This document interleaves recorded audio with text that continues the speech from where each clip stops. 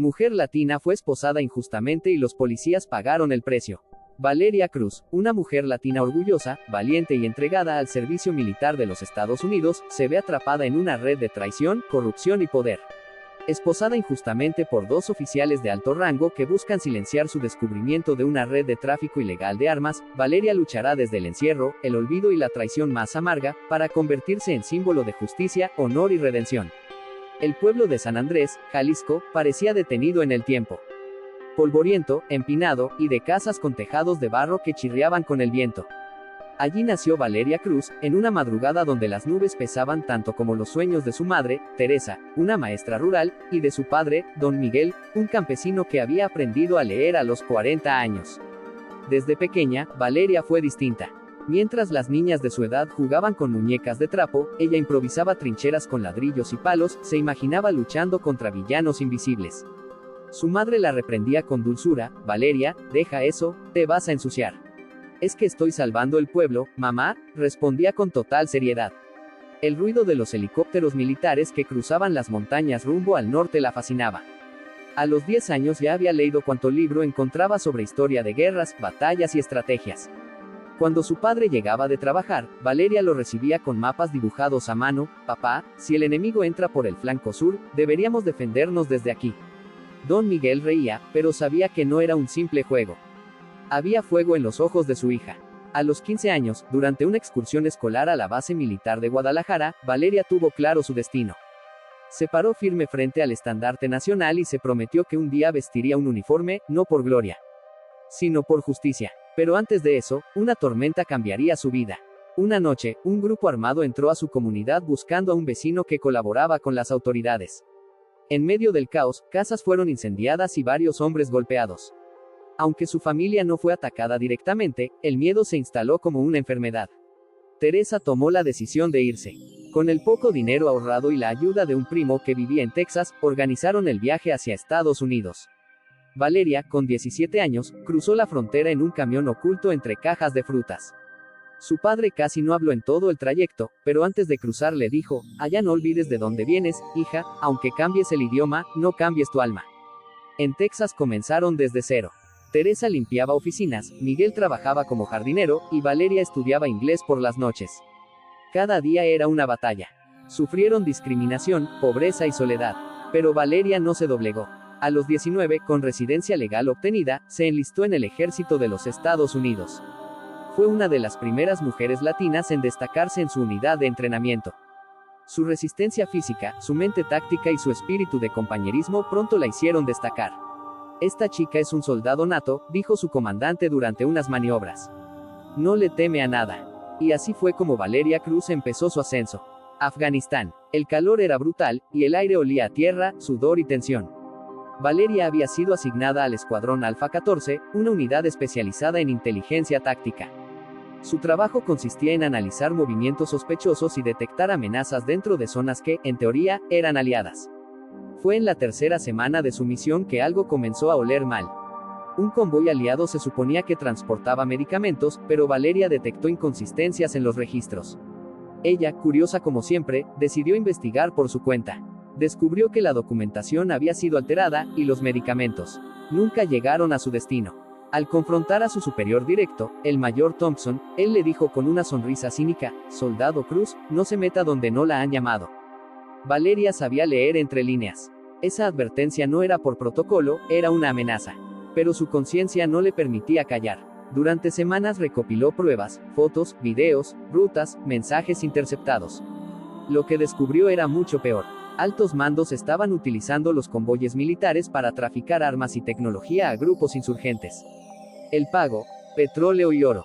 Ella preparó un informe detallado y lo envió a través de un canal seguro al general encargado del Comando Central. Pero en la cadena de mando, alguien más interceptó su mensaje, y todo cambió. La noche era tranquila. Valeria dormía profundamente en su tienda de campaña, agotada después de 18 horas de vigilancia.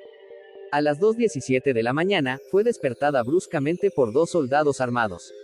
La apuntaron con rifles M4 y le gritaron: «Levántese, está bajo arresto por traición y filtración de información clasificada». «¿Qué? Eso es un error», gritó ella, confundida y asustada. No hubo explicaciones. Le colocaron las esposas con fuerza, casi rompiéndole la muñeca derecha. La arrastraron fuera de la tienda bajo la mirada de sus compañeros, que observaban en silencio absoluto. Nadie se atrevió a intervenir. Fue trasladada en helicóptero a una base intermedia. Allí la interrogaron durante horas, sin descanso, sin comida, sin abogado. Los que la interrogaban no querían información, querían verla rendida. El mayor Thompson apareció al tercer día. La miró con desprecio y le dijo: deberías haber obedecido, Cruz. Lo que viste nunca existió. A partir de hoy, tú tampoco. Y con una firma, la envió a la prisión militar de máxima seguridad en Fort Northgate, una instalación oculta, reservada para casos extremadamente confidenciales. Valeria, vestida con un uniforme de prisionera sin nombre, fue arrojada a una celda de concreto. Solo había una cama de metal, un inodoro, y una cámara que la vigilaba 24/7. Pero su espíritu seguía intacto. En Fort Northgate, la rutina era una mezcla de tortura silenciosa y aislamiento psicológico. A Valeria no se le permitía hablar con otras prisioneras, pero eso cambió el día en que llegó una nueva interna, Carmen Ruiz, alias La Daga. Carmen era una mujer de mirada penetrante, con una cicatriz que le cruzaba la mejilla izquierda. Exagente de inteligencia latinoamericana, había sido acusada de espionaje internacional, aunque ella aseguraba que su única culpa fue saber demasiado sobre una red de financiamiento ilegal entre gobiernos. Valeria la observó desde su celda durante días. Carmen tenía un porte distinto, no caminaba como prisionera, sino como depredador enjaulada. Fue ella quien inició el contacto, en un breve momento en el patio. Cruz, no, dijo sin mirarla directamente. Yo vi lo que hiciste en Kabul.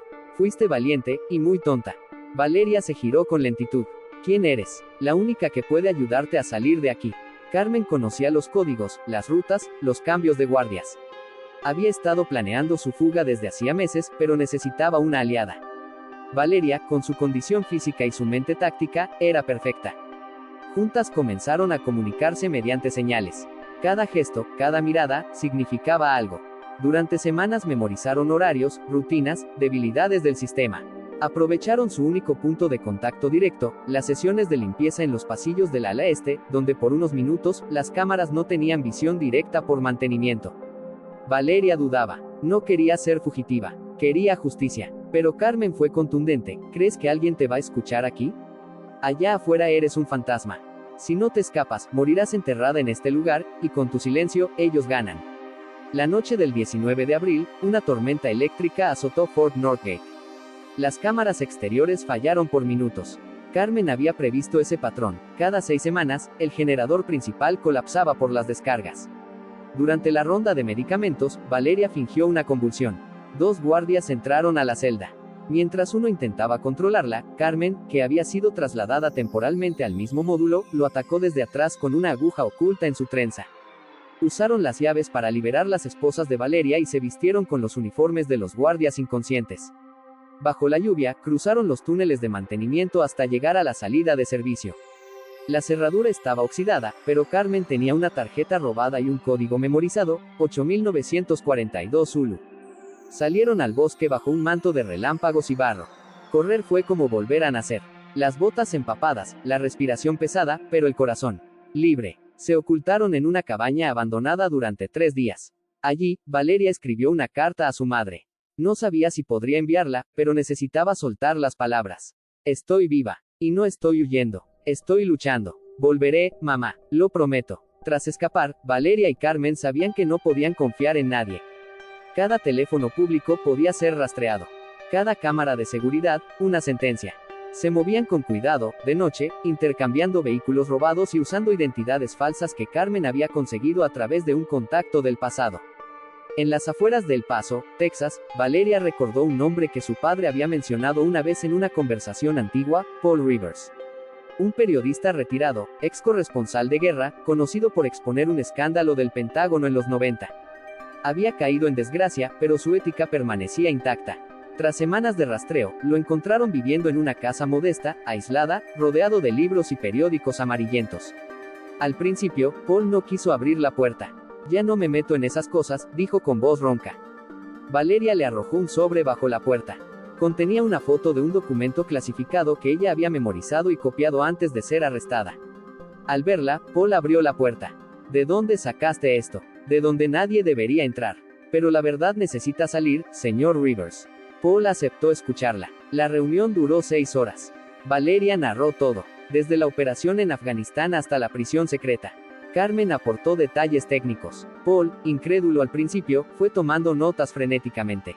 Al final, estaba pálido. Esto es más grande de lo que imaginé. Si lo que dices es cierto, hay generales que merecen cadena perpetua. Y tú eres la clave. Paul accedió a ayudar, pero antes debía verificar algunas pruebas. Usó sus antiguos contactos para rastrear movimientos financieros de los involucrados, compras de armas no registradas, contratos ocultos. Todo coincidía. Valeria le entregó un disco duro escondido en un medallón que había usado en su collar desde Afganistán. Lo había preparado por si algún día moría. Contenía documentos, videos y conversaciones grabadas. Mientras tanto, las autoridades ya sabían que Valeria había escapado. El rostro de ella y Carmen apareció en todos los noticieros. Fugitivas armadas y peligrosas. Recompensa, $250,000. La persecución se intensificó. En una estación de gasolina de Nuevo México, un agente federal reconoció a Carmen.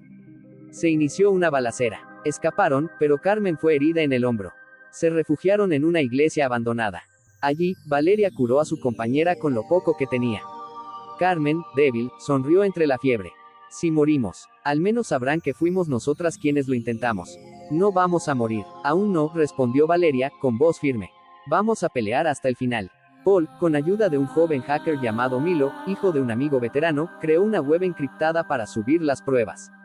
También contactó a periodistas independientes. Las pruebas comenzaron a circular lentamente en foros, redes clandestinas y medios alternativos. Pero no fue suficiente. Necesitaban algo más, presencia pública. Valeria decidió entregarse, pero bajo sus condiciones. Contactaron a un canal nacional, uno que había sido criticado por apoyar al ejército sin cuestionar. Valeria ofreció una entrevista exclusiva. En vivo. Paul organizó todo. La transmisión sería a las 9 de la noche del domingo siguiente. El día llegó. Valeria, vestida con la misma chaqueta militar con la que fue arrestada, apareció frente a millones de espectadores. Su voz tembló al principio, pero luego se volvió acero. Mi nombre es Valeria Cruz. Soy militar. Fui arrestada por denunciar corrupción en las filas del ejército que juré servir. Fui golpeada, silenciada y encerrada. Hoy hablo no solo por mí, sino por todos los que han sido traicionados por el sistema. La entrevista se volvió viral. En 24 horas, el Congreso convocó una audiencia especial. El gobierno no pudo ignorar la presión pública. Mientras la entrevista de Valeria cruzaba fronteras y su nombre comenzaba a resonar en cada rincón del país, una historia dormida desde el pasado despertaba en las sombras. En Jalisco, un hombre de rostro curtido por el sol, ojos oscuros y manos de trabajador rural, miraba la pantalla en un bar polvoriento y casi derrama su botella de cerveza al verla. Valeria, susurró. Su nombre era Samuel Cruz, hermano mayor de Valeria. Había desaparecido hacía 15 años, luego de unirse a un grupo de autodefensas mexicanas en plena guerra contra el narcotráfico. La familia lo creía muerto. Valeria había guardado su foto en su cuaderno militar durante años, convencida de que un día volvería. Samuel, tras una traición dentro de su grupo, fue dado por muerto en un enfrentamiento y cruzó la frontera de forma ilegal. Vivió en California bajo otro nombre, trabajando en campos agrícolas, escapando del pasado y del dolor. Nunca supo que su hermana se había convertido en soldado, hasta ese momento. Con el corazón encendido por la culpa y el orgullo, Samuel decidió buscarla. No tenía papeles ni medios, pero no le importó. Tomó un autobús rumbo al este, sin saber si llegaría, pero con un objetivo claro: proteger a Valeria. Porque sabía lo que ella aún no, que había un informante dentro del círculo de Paul Rivers. Milo, el joven hacker que ayudaba a Paul, tenía un pasado oscuro. Había sido reclutado años atrás por una célula de vigilancia privada al servicio del mismo Mayor Thompson. Cuando Valeria comenzó a ganar apoyo, Milo recibió una oferta tentadora: inmunidad y una suma millonaria a cambio de toda la información sobre ella, su ubicación, y los archivos originales. El muchacho dudó. Había creído en la causa. Había admirado a Valeria. Pero tenía una madre enferma y facturas impagables. En medio del dilema, comenzó a copiar archivos en secreto. Una noche, Carmen lo descubrió. Él intentó justificarse, pero ella no le creyó. Cuando la dignidad se vende, nunca se recupera del todo, le dijo. Valeria, al enterarse, no gritó. Solo lo miró a los ojos y le dijo: ¿por qué lo hiciste? Milo, con lágrimas, se arrodilló ante ella. No sé cómo vivir con tanto miedo, pero tú me enseñaste algo. Y voy a arreglar esto, aunque me cueste todo. Y así lo hizo. Entregó todo lo que había copiado, pero también insertó un virus en el sistema de los conspiradores. un software que filtraría de forma automática toda la red de corrupción militar si algo le ocurría a Valeria o a Paul. Horas después, desapareció sin dejar rastro. El Capitolio estaba rodeado por cámaras, protestas, y pancartas con rostros de Valeria y mensajes como, verdad y honor, no más silencios, y, somos todos Valeria Cruz. La audiencia del juicio había sido convocada por la presión social y mediática imparable que surgió tras su entrevista y las filtraciones que Milo activó antes de desaparecer. Valeria llegó al tribunal escoltada, pero con la frente en alto. Llevaba nuevamente su uniforme, no por protocolo, sino por derecho. Paul Rivers la acompañaba, con papeles bajo el brazo, y Carmen, con el brazo aún enyesado, sostenía la mirada firme de quien ha sobrevivido lo imposible. En el estrado, estaban sentados los acusados, el coronel Bradshaw y el mayor Thompson. Ambos con trajes de gala, sus abogados a su lado, y sonrisas tensas. Creían que podían ganar. Aún confiaban en sus contactos, en su dinero, en su control del sistema. No sabían que su imperio estaba a punto de derrumbarse. El juicio duró 5 días. El país entero lo siguió en vivo. Se presentaron grabaciones de reuniones secretas, transferencias bancarias ocultas, fotos de armamento enviado a regiones prohibidas, y declaraciones de soldados que habían sido testigos de actos ilegales pero que nunca se atrevieron a hablar, hasta que Valeria lo hizo. El fiscal fue contundente, esta mujer fue esposada por hacer lo correcto. La trataron como traidora, cuando en realidad era la única leal al juramento que todos hicimos. El abogado defensor intentó desacreditarla. Habló de su origen humilde, de su supuesto fanatismo, incluso de su género. Pero Valeria, en el estrado, lo desarmó con solo una frase: ustedes me temen no porque mienta, sino porque digo la verdad. El momento más impactante fue cuando Samuel Cruz, su hermano, irrumpió en la sala con una carpeta en la mano. Había conseguido documentos desde México que confirmaban que la red de corrupción militar también operaba con cárteles fronterizos, y que Bradshaw había recibido sobornos desde hace más de 10 años. La defensa intentó detenerlo, pero ya era tarde, las pruebas fueron admitidas. El jurado deliberó solo 6 horas. El veredicto fue unánime: culpables. Bradshaw y Thompson fueron condenados a cadena perpetua por traición, conspiración y crímenes de guerra. Valeria fue absuelta de todos los cargos. No solo fue declarada inocente, sino que el Congreso le otorgó una medalla especial al honor civil y militar. En el acto, frente a miles de personas, Valeria subió al podio. No hice esto por venganza. Lo hice por todos los que callaron por miedo. Porque la justicia no puede depender del rango, el uniforme o el poder, sino del valor de decir la verdad. La ovación duró minutos enteros. Lágrimas, aplausos, esperanza. Días después del juicio, Valeria regresó a Jalisco con Samuel.